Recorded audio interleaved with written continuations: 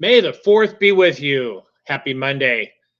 It's the Emperor coming to you live from Arlington, Boston, Massachusetts. Just kidding. Great to be with all of you today. My name is Bob Lang, and it's great to spend a little time with you talking about the markets here and trading and the economy and so forth.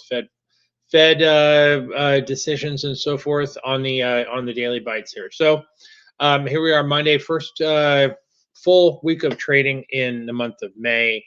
And it seems like we're getting off to a little bit of a slow start here. Of course, markets were up strong on Friday.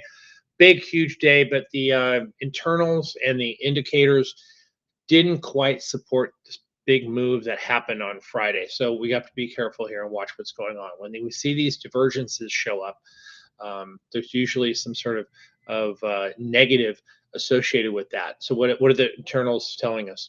Well, the breadth was pretty weak. Volume was a little bit elevated during some of the selling that was going on. We didn't get the strong, powerful volume on a big update that we had on Friday. Put call ratios were starting to rise. We saw volatility collapse, of course, but then this morning we see the VIX is climbing up a little bit today. It did close just under 17% on Friday, and we've been talking lately about the persistence of that 18% level on the volatility index, the VIX. So once it plunged through that on Thursday, it was free to come down a little bit further. So we're going to see that 18% level become very, very good, strong resistance. Every time we get a move up towards there, I'm sure the volatility sellers are going to get busy and start selling the VIX. But for now, it's a big week of earnings. Of course, last week was a huge week. We had all 5 of the Mag 7 stocks reported. Good numbers from Google and Apple pushed those stocks higher. Decent numbers from Amazon pushed that stock up a little bit higher, and we didn't get the powerful move up in Meta and Microsoft. Of course, the charts were pretty weak coming into those earnings reports anyway, so we should not be surprised that those stocks came out rather weak post earnings. This week is another huge week of earnings.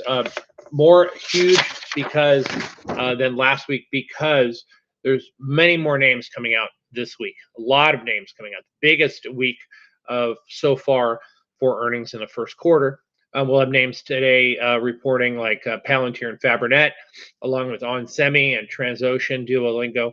Tomorrow we'll hear from in the morning. We'll hear from Shopify and PayPal, along with Pfizer, Fiserv, KKR, DigitalOcean, and then later tomorrow afternoon, big report from AMD, Advanced Micro Devices, Lumentum, Supermicro, Arista Networks. We'll hear from Astera Labs, a name that I've been playing pretty well lately. Strategy, which is a Bitcoin proxy. Disney out on Wednesday morning. Coherent, Axon, ARM Holdings, which has been a real strong name lately. AppLovin, Fastly, Dutch Bros, Snap on later on Wednesday afternoon. McDonald's early in the morning on Thursday, along with Datadog, Blackstone Group, BX, 1-800-Flowers going to be reporting that Thursday afternoon. A newer name that's on the radar, IREN, Energy, IREN, we call it IREN.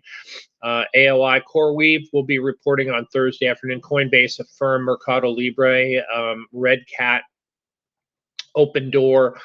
And then Friday morning before the open, we'll hear from Wendy's, Enbridge, AMC Networks, TerraWolf, and a couple of other names. So very, very busy week. There's a lot of other names that are going to be reporting as well. It's a huge week of earnings. So again, it's the largest one. Next week will also be another big week of earnings. But let's take care of this first week first week in May before we jump ahead. So I mentioned last week that we had finished up the month of April. And we always take a look at the monthly chart, right? And make sure we know we have the direction correct, right? Is it bull market or is it a bear market? Well, clearly, according to this chart, we're in a bull market, right? We bounced off of the black line, bounced off the red line, turned right back up again with a very, very strong month of April. It was one of the strongest months we've seen in quite some time. And, we blasted right through new all-time highs. We're at 72.30 on the close. Friday, we're up higher than we were on the last day of trading on Thursday, but still bull market right now, right? Still in a bull market. We didn't confirm to the downside after a down month of March. We had a lower month of April. It is more than likely we would be heading into a bear market, but we're not. We skirted that danger and we're moving on. So I would also tell you this. We are in the throes of a very important stock pickers market, right? This is a stock pickers market. Of course, the indices have been doing well for the month of April. Small caps were up strong. We did have good strength in the NASDAQ as well too, but it is still a stock pickers market. So it's ideal if you're an options trader like myself and like some of my colleagues in the chat room or in the service, explosive option service, to pick and choose and find the right names that are going to work for you and not necessarily be beholden to the indices, to the passive indices, right? So what we need to do is we need to continue to do our work, do our research, and analyze stock charts and daily charts and all the indicators that go along with it, and find the names that are going to push higher for us, right? Investor Business Daily has the market in a full bull mode right now as well. In fact, I want to take a look at some charts here with you. We look at this one from time to time. This is the new highs, new lows list. Look at how strong that's been for the past 3 weeks, right? Look at all these white candles over here, right? And we had a strong day on Friday, plus 146. That means 146 more new highs than new lows. That is healthy. We had another 100 reading on Thursday, and we followed through on Friday. So this indicator is now has gone from neutral to being now on a buy signal. This is what we call an intermediate buy signal, right? What does that mean? That means 3 to 6 months buy signal for this indicator, and that is going to possibly carry the markets even higher than they are today. So I don't really like to choose targets, pick targets of where the market is going to go, because that tells me I'm trying to tell the market what to do. I know targets are great if you're a passive investor, if you're looking for targets for the SPY or the NASDAQ.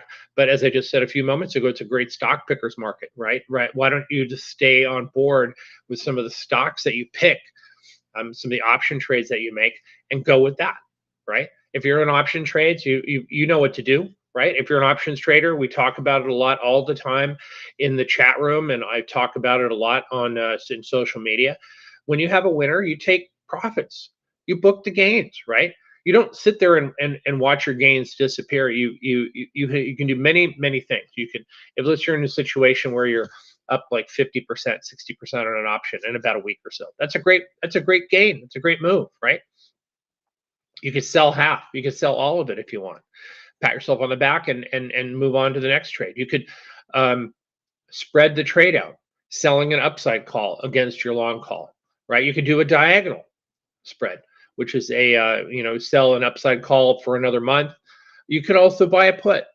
You could buy some downside protection and buy a put. That probably wouldn't be the first choice of mine. It would probably be the last one, but still, you can protect yourself on some downside if you think the stock is going to go down. I think really the best solution would probably just be to sell all of it or half of it, but anybody else can do whatever they wish to do. So there's 5 or 6 different items, action items you can do to protect your gains, right? We're in this job, we're in this business to book winners and book gains and protect our cash. Period. End of story. Right? This is what we have to do to survive. We're trying to survive from one day to the next, make a little bit of money, put more money in our accounts from one day to the next, and move forward. Right? So, the people out there who wish to risk it all or gamble and so forth, they're just not properly prepared to stay around for a long period of time. And isn't that our goal? Isn't that our goal? What we're trying to do is be sustainable for a long period of time, right? If you take too much risk on one trade, I promise you it's going to blow up in your face eventually, right? Because you're going to keep doing it over and over and over again. If you win for the first time on an excessive risk trade, you're going to keep doing it over and over and over again until you get blown out. and I promise you that's going to happen. Just the odds are not with you to make money sustainably with that sort of risk profile. So that's going to be it, everyone. The bond market looks a little bit lower this morning. Yields are rising a little bit. We also have um, uh, the high yield is actually doing pretty well here. Let's take a look at that chart here. Look at that one for a little while. Kind of going sideways over here. I had a big pop in the early part of March, and it's kind of consolidated over here. This is HYG. Indicates that the economy is still in growth mode here, slight growth mode here. It's not pushing too much higher, but the chances of recession as it relates to high yield or junk bonds is very low right now, very small, very low, very remote right now. And I think that's going to be it. So one other chart, let me show you here, the IWM. Very impressive chart here, and it had a big day on Thursday. It followed through on Friday. So this is a if you want to play the indices, if you want to play one of the ETFs, this is probably the best looking one right now. Nasdaq obviously new all-time highs, but the QQQ that is. But the Russell 2000 probably in the best position here, probably to get to about 285 to 288 over the next few weeks. 279 right now. So take a look at that one. All indicators are lining up bullish with the Russell 2000. Didn't do quite as good a volume on Friday as we did on Thursday, slightly lower, but still a good, strong, positive day for the Russell 2000. That's going to be it, everyone. Just use some caution, have some puts on, have some protection, raise some cash, and we're gonna hopefully have a great day, great couple of days here, and I'll see you guys all back on Thursday. A quick shout out today, though, to my niece Sydney, who turns 15 today. Happy birthday to you, Sydney! And Thursday we'll be back on the 7th, which is another special day. I'll talk to you about that when we get there. So thank you all for spending a little bit of time with me. Share this with anybody you can, that you wish to, and I appreciate all of you listening in today. And may the 4th be with you.